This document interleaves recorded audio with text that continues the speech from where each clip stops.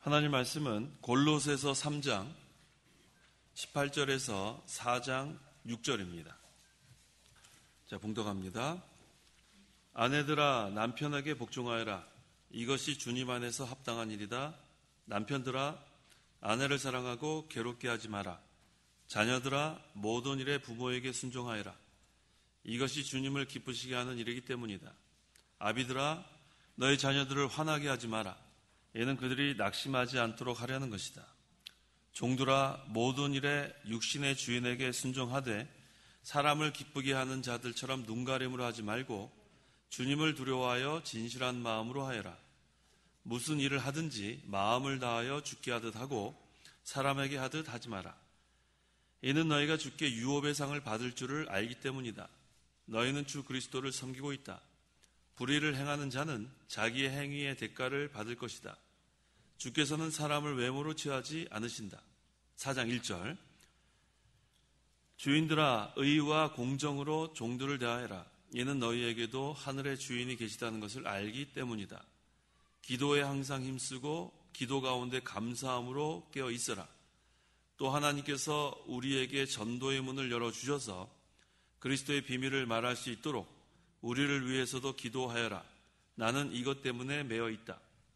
내가 마땅히 해야 할 말로 그리스도의 비밀을 나타낼 수 있게 되기를 바란다. 외부 사람들에게는 지혜롭게 행하고 세월을 아껴라. 너희는 언제나 소금으로 맛을 내는 것 같이 은혜롭게 말을 하여라. 그러면 너희가 각 사람에게 어떻게 대답해야 할지 알게 될 것이다. 4장 6절까지 봉독했습니다. 3장 18절에서 25절까지는 그 아내와 남편에게 또 자녀와 아비들에게 그리고 종들에게 성도가 지켜야 할 도리에 대해서 증거하고 있고 또 4장 1절에서 6절까지는 이 말세의 마지막 때에 성도가 세월을 아끼라는 거기 5절 하반절에 나오죠. 세월을 아끼라는 내용입니다. 그러므로 이 시간 증거할 말씀의 제목은 세월을 아끼며 성도가 지켜야 할 도리, 세월을 아끼며 성도가 지켜야 할 도리란 제목으로 말씀 증거하겠습니다. 18절 아내들아 남편에게 복종하여라. 이것이 주님 안에서 합당한 일이다. 먼저 아내들에게 한마디만 합니다. 뭐라고 증거하고 있냐면 복종하랍니다. 남편에게 복종하여라. 그런데 이것이 주님 안에서라고 나와 있죠. 주님 안에서 합당한 일이다. 그러니까 무조건 복종하는 게 아니고 주님 안에서 합당한 일만 복종하는 거예요. 그러니까 성경에 위반되는 것은 복종하면 안 되고 주님 안에서 합당한 일만 복종하면 돼요. 그러니까 성경 말씀을 순종하라는 뜻이에요. 성경 말씀을 순종해라. 성경 말씀에 위반되는 것은 복종하지 말고 성경 말씀에 순종해라. 그런데 이 아내들에게만 남편에게 복종하라고 그러지 않고 그 에베소서 5장 21절에는 그리스도를 경외하는 가운데 서로 복종하여라. 이건 한쪽으로 치우쳐지지 않았어요. 아내들에게만 복종하라고 그러지 않았고 그 사도 바울은 에베소서 5장 21절에는 서로 복종하여라. 그래서 성도는 그리스도를 경외하는 가운데 서로 복종하는 것. 하지만 성경에 위반되는 것은 따라가면 안 됩니다. 자, 19절 남편들아 아내를 사랑하고 괴롭게 하지 마라. 네, 남편들 이제는 아내를 사랑하랍니다. 아내를 사랑하고 그다음 뭐라고 했어요? 뭐라고 그랬어요? 괴롭게 하지 마라. 네, 남편이 아내를 괴롭게 하면 안 돼요. 그래서 이 아내들에게는 한마디만 했죠. 복종해라. 근데 남편들에게는 두 가지가 나와요. 사랑하고 괴롭히지 마라. 그러니까 이것은 서로를 존중하라는 거예요. 서로를 배려하고 서로를 존중하고 서로를 위해 기도하면서 자신의 구원을 잘 이뤄나가는 그러한 아내와 남편들에게 이렇게 증가하는 겁니다. 그다음 20절에는 자녀들.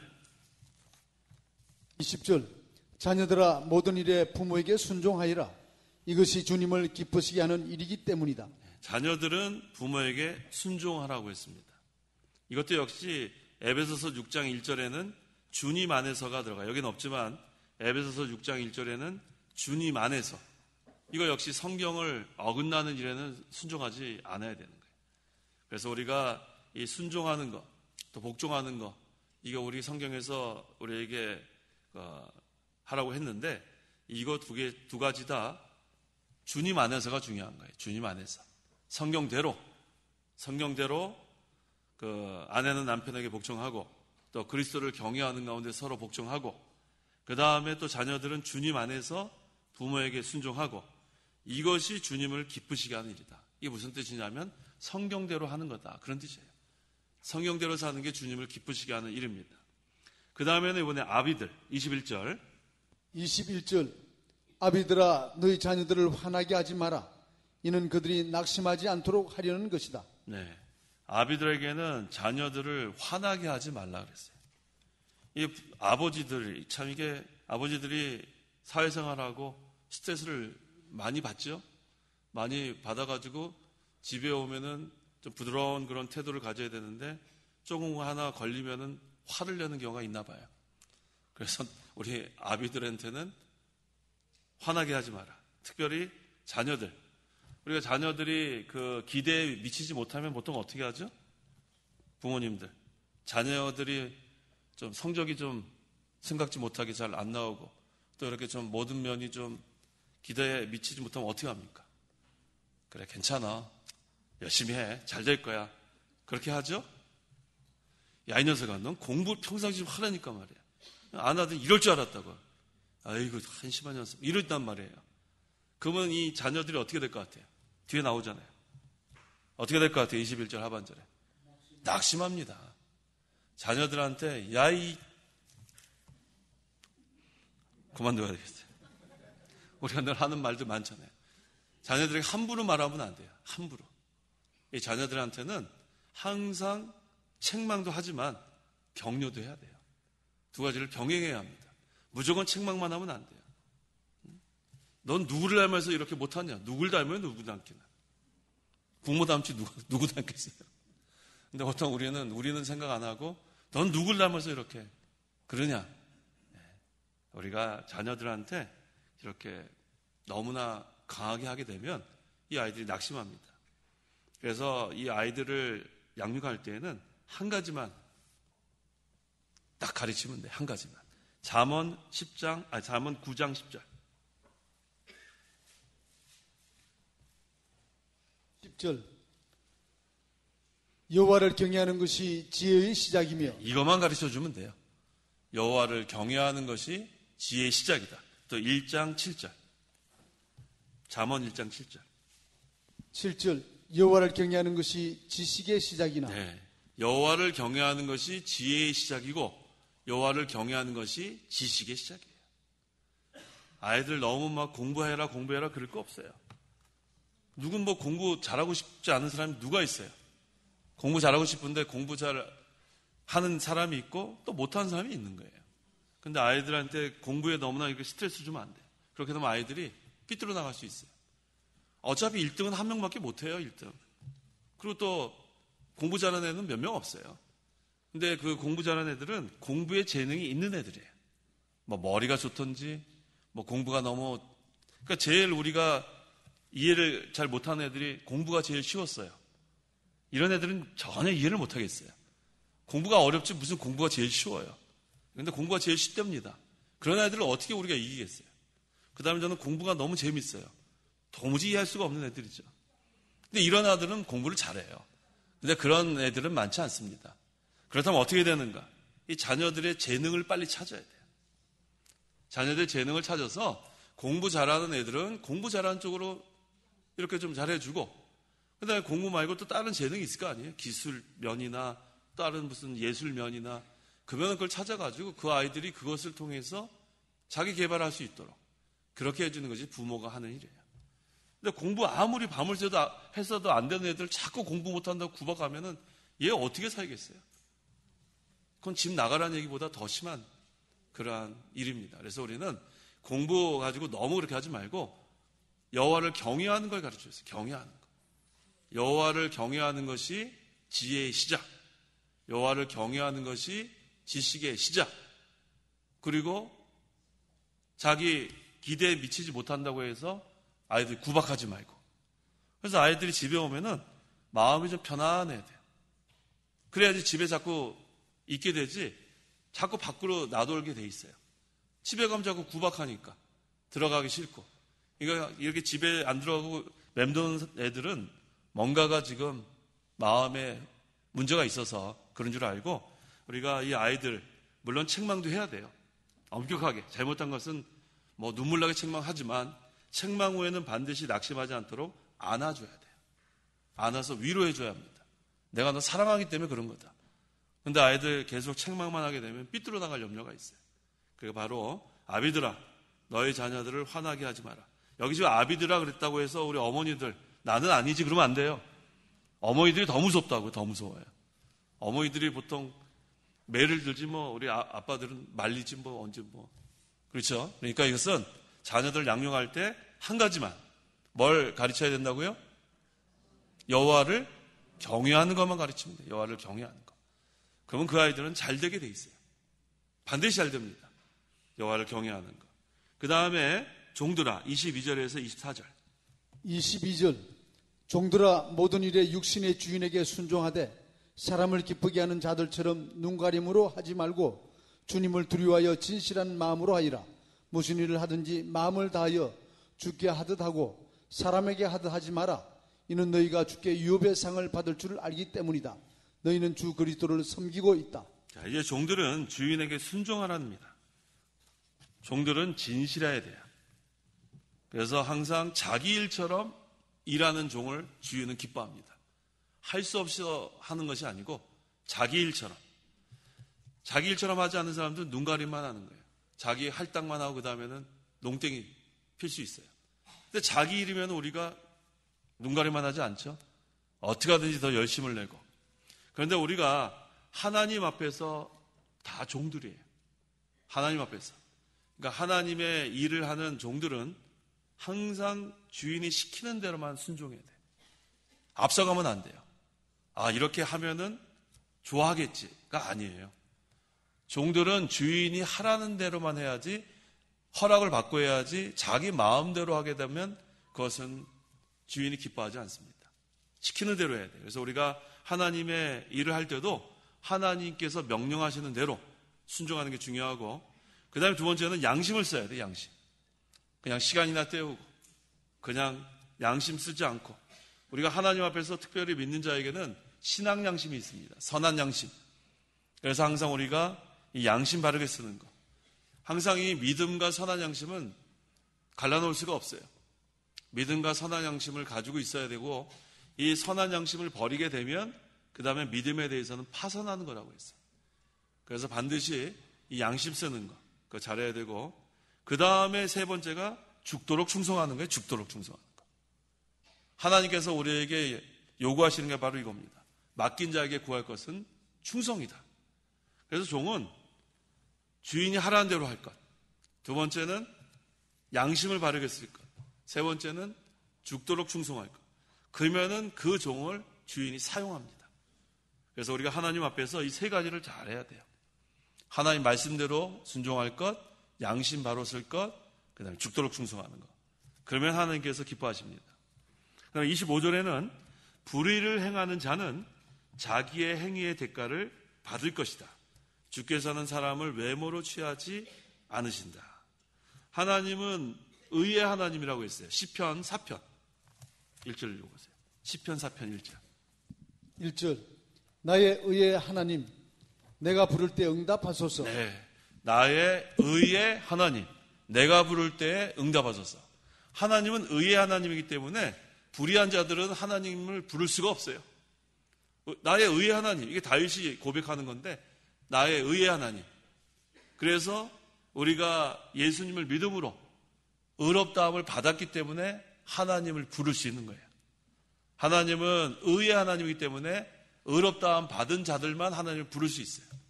그래서 불의한 자들은 하나님을 부를 수 없습니다. 그래서 이 불의를 행하는 자는 자기의 행위의 대가를 받게 다 돼 있어요. 왜냐하면 주께서는 뭐를 보지 않으세요? 외모를 보지 않고 사무엘상 16장 7절. 여호와께서 사무엘에게 말씀하시기를 그의 용모나 그의 큰 키를 보지 마라. 내가 그를 버렸기 때문이다. 내가 보는 것은 사람들과 같지 않으니 사람들은 외모를 보지만 여호와는 중심을 보기 때문이다. 이 중심이 뭐라고 했어요? 마음이라고 했죠. 마음. 하나님 우리 용모를 보는 게 아니에요. 용모. 그래서 우리가 하나님 앞에 얼마나 잘 이렇게 꾸미는가, 그걸로 하나님이 우리를 보시는 게 아니고 마음 상태가 어떤가, 하나님 그것을 보고 판단하십니다. 그런데 우리 성경에 보니까 하나님의 마음에 맞는 사람 한 명 있었죠. 다윗이 있었죠. 한번 읽어보세요. 사도행전 13장 22절. 참 다윗이 참 부러워요.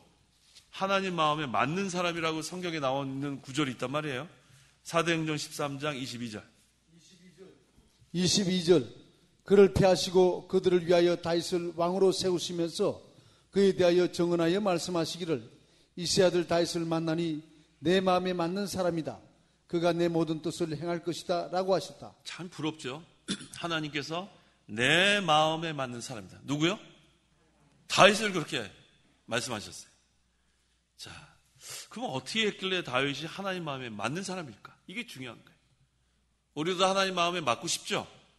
예, 그렇다면 어떻게 해야 되는가? 자기를 위하지 말고 하나님만 위하여야 돼요. 그래야 하나님 마음에 맞습니다. 자기를 위하지 말고 하나님만 위하는 것.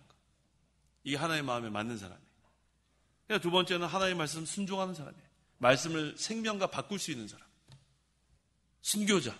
이런 사람들 하나님 마음에 꼭 맞죠. 마음에 꼭 맞죠. 그 다음에 셋째는 하나님을 의뢰하는 사람이에요. 하나님을 전적으로 신뢰하고 의지하는 사람.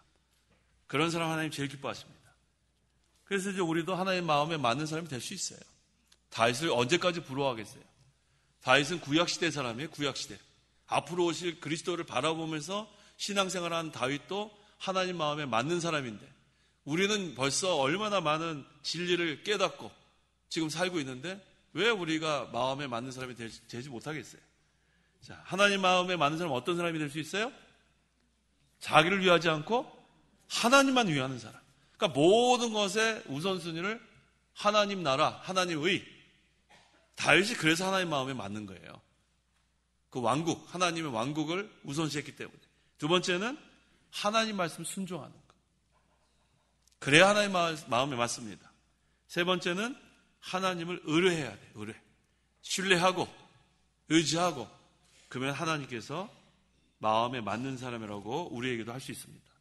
그래서 여기 우리 네 가지를 아까 증거했죠. 3장에서 아내로서, 남편으로서, 자녀로서, 아비로서, 종으로서 어떻게 해야 된다고 나왔었죠. 그런데 여기서 공통적으로 해야 될 게 뭐냐면 모두 다 누구 마음에 맞는 사람이 돼야 돼요? 하나님 마음에 맞는 사람이 돼야 돼요. 남편 마음에 맞추려고 하다가 하나님 마음 못 맞추면 안 돼요. 아내 마음에 맞추려고 하다가 하나님 마음에 못 맞추면 안 돼요. 주일인데 남편이 오늘 날씨 좋다. 예배는 무슨 예배냐? 안 믿는 남편이. 가자. 어디로 가자? 어디로 가요? 날씨 좋으면. 무슨 날씨 좋으면 시온산으로 남편이 그러겠어요. 예수 믿지 않는 남편이 무슨 시온산으로 가자 그러겠어요. 어디 딴 산으로 가자 그러겠죠. 자, 시온산으로 가는 게 아니고 놀러 가자. 그럴 땐 어떻게 해야 돼요? 무슨 소리냐? 누구 마음에 맞춰야 된다? 하나님 마음에 맞춰야 된다. 하나님 마음에. 하나님 마음에 맞춰야지. 그 다음에 또 아내가 오늘 피곤한데 집에서 쉬자고. 그러면 남편은 어떻게 해야 돼요? 그래, 잘 됐다. 우리 쉬자. 그래야 돼요? 어떻게 해야 돼요? 무슨 소리냐?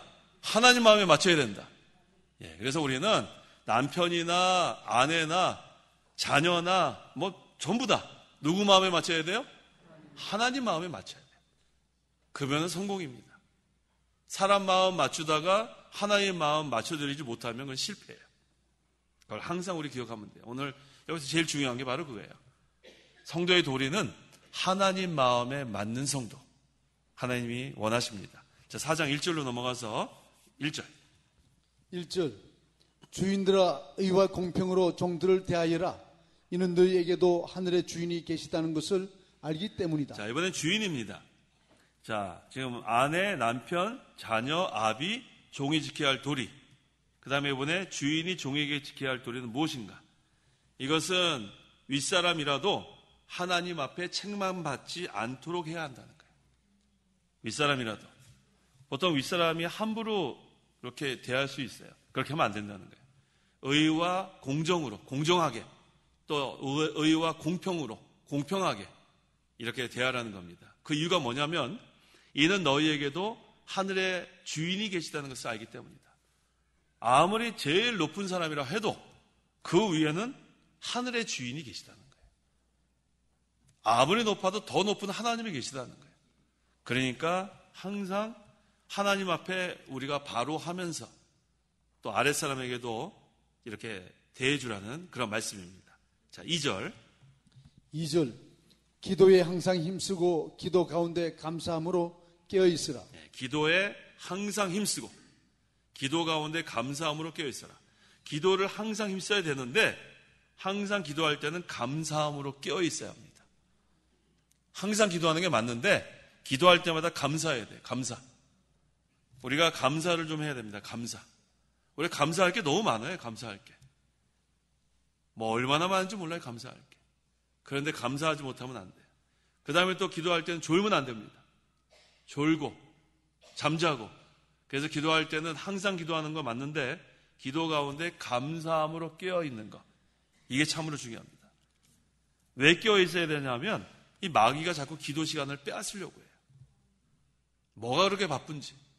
그때 어떤 목사님이 쓴 책이 있더라고요. 바빠서 기도합니다. 그런 책이 있어요. 그렇죠? 근데 말이 안 되죠. 바쁜데 어떻게 기도를 해요? 바빠서 기도합니다. 아무리 바빠도 기도를 해야 된다는 거예요. 아무리 바빠도. 우리가 왜 이렇게 바쁘죠? 한번 생각해 보세요. 뭐 때문에 이렇게 바빠요? 네? 뭐 때문에 이렇게 바빠요? 대답해 보세요. 뭐 때문에 이렇게 바빠요? 아, 우리는 다 안 바쁘신 분만 계시군요. 뭐 때문에 이렇게 바빠요? 먹고 사느라 바쁘고, 예, 또. 자기 일 때문에 바쁘고, 또, 뭐 때문에 이렇게 바빠요? 네? 괜히 바빠요? 괜히 바쁘고. 자, 어쨌든 우리가 바빠서 기도 못한다는 것은 변명이에요. 바빠서 기도 못한다. 아무리 바빠도 뭐는 먹어요? 밥은 먹잖아요. 밥은 먹잖아요. 밥은 먹지 않아요. 그래서 우리가 기도를 쉬면 안 돼요. 하루라도 기도를 쉬게 되면 우리 그때 루터가 그랬나요? 하루라도 기도 쉬면은 마귀한테 지는 날이라고. 기도 안 하면 안 돼요. 기도 안 하면 일단 마귀 밥이 됩니다. 마귀가 우리를 낙심시키고 또 우리를 시험에 들게 하고 하여튼간 이 기도 안 하는 날은 마귀한테 지는 날로 하시면 돼요. 그래서 우리가 기도해야 됩니다. 마가복음 9장 29절.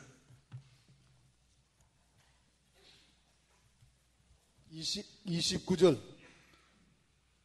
예수께서 그들에게 말씀하셨다. 이런 종류의 것은 기도 외에는 어떤 것으로 나가게 할 수 없다. 기도 외에는 못한다는 거예요. 기도해야 된다는 거예요. 기도해야 승리합니다. 기도해야 극복할 수 있습니다. 기도 안 하면은 안 돼요. 그래서 하나님께서 우리에게는 기도하라는 거예요. 근데 기도할 때 감사함으로 깨어있어라. 기도할 때 감사가 빠지면 안 돼요. 불평하면서 기도해도 안 되고 원망하면서 기도해도 안 되고 걱정하면서 기도해도 안 되고 또 뭐 있어요? 의심하면서 기도해도 안 되고 어떻게 기도하라고요? 감사함으로 기도해야 돼요. 감사함으로. 그래서 우리가 기도 가운데 감사함으로 깨어있는 것. 그 다음에 여기 마태복음 26장 41절에는 시험에 들지 않도록 깨어 기도하라. 우리가 기도 안 하면 시험에 들 염려가 많아요. 보통 시험에 자꾸 드는 사람들은 기도 깨어서 하지 못하는 이유예요. 뭔지 모르게 자꾸만 마음이 꼬여요.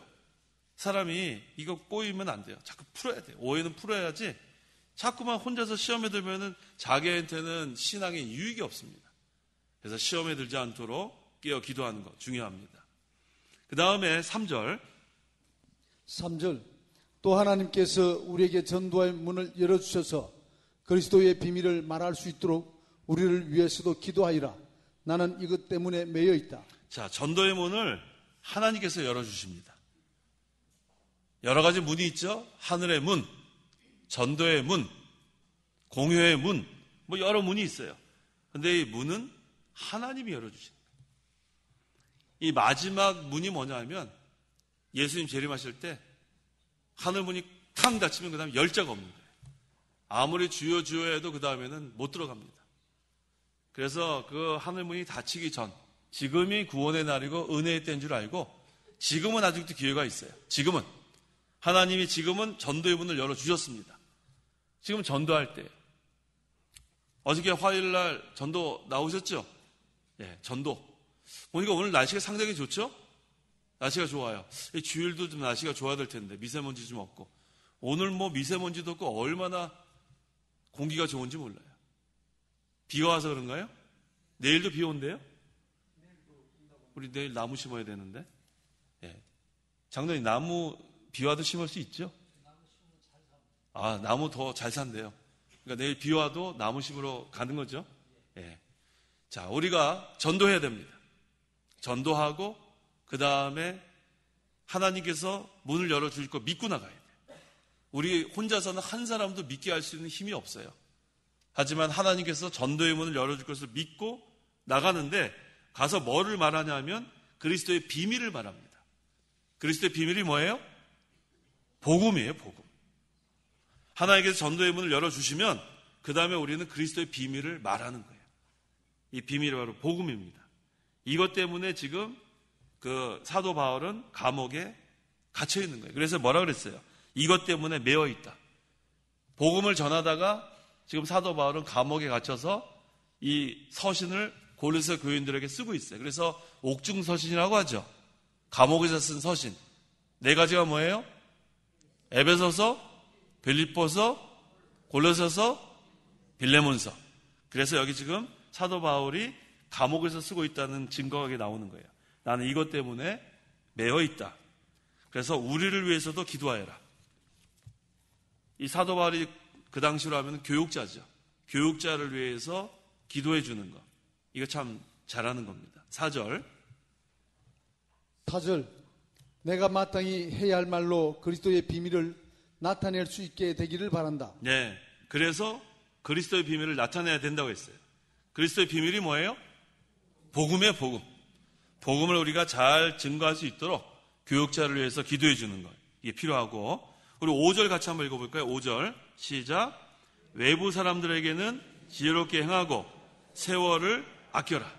이 외부 사람들은 불신자들을 말하는 거예요. 불신자들에게는 우리가 지혜롭게 행하고 그 다음에 세월을 아끼라는 게 무슨 말이에요? 세월을 아껴라. 세월을 아껴라. 이것은 이 원어의 뜻은 기회를 잘 사용하라는 뜻이에요. 기회를 잘 사용하라. 우리가 기회가 항상 있는 게 아닙니다. 기회. 이 기회가 항상 있는 게 아니에요. 그래서 영어로 보면 make opportunity 이렇게 나와요. 기회를 잘 만들라는 거예요. 그래서 우리가 예배할 수 있는 기회 항상 있는 게 아닙니다. 봉사할 수 있는 기회 항상 있는 게 아니에요. 전도할 수 있는 기회 항상 있는 게 아니에요. 또 항상 건강한 것도 아니에요. 그래서 우리에게 기회를 주실 때 우리가 그 기회를 잘 사용하는 것. 이게 바로 세월을 아끼는 것. 시간을 뭐 아낀다 그런 뜻보다는 이 원어의 뜻이 기회를 잘 사용하라 그런 뜻이에요. 그래서 우리가 이 기회, 물론 시간을 허비하지 말라는 뜻도 있습니다. 하지만 더 중요한 것은 기회를 잘 사용하라 그런 뜻이에요. 6절. 6절. 너희는 언제나 소금을 맛을 내는 것 같이 은혜롭게 말을 하리라. 그러면 너희가 각 사람에게 어떻게 대답해야 할지 알게 될 것이다. 네, 소금이 나옵니다. 자, 우리 성도는 빛이 돼야 되고 소금이 돼야 돼요? 아니에요. 소금이 돼야 돼요? 빛이 돼야 돼요? 아니에요. 우린 이미 소금이고 빛이에요.